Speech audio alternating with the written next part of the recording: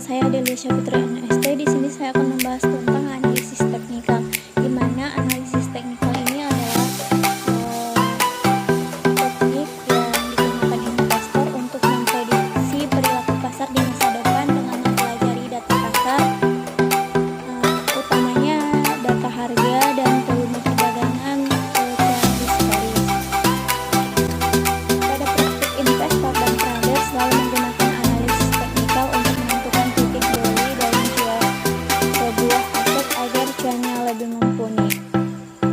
Sobat cuan bisa mengambil contoh garis support dan resisten di dalam grafik pergerakan harga sebuah aset tersebut.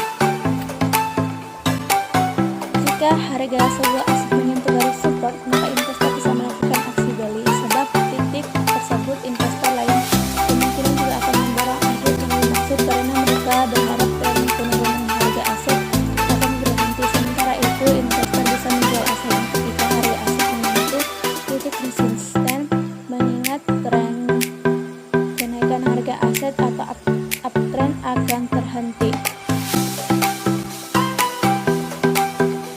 Dalam analisis teknikal, pelaku pasar mengasumsikan bahwa harga aset merupakan cerminan dari seluruh informasi yang sudah diproses oleh sama pelaku pasar. Trader menganggap bahwa seluruh informasi tersebut membentuk suatu pola tertentu sehingga mereka benar memperhatikan grafik harga untuk mengenali pola harga, tren, dan sinyal ketika memutuskan aksi dalam jual beli tersebut. Nah, di sini juga ada analisis teknikal dapat dibagi menjadi 3 kategori, yaitu yang pertama pola grafik, yang kedua garis support dan resisten, yang ketiga adalah indikator teknikal. Seperti yang kita lihat pada jumlah nilai IPF atau jumlah gabungannya berusaha 7.000. Nah, dari jumlah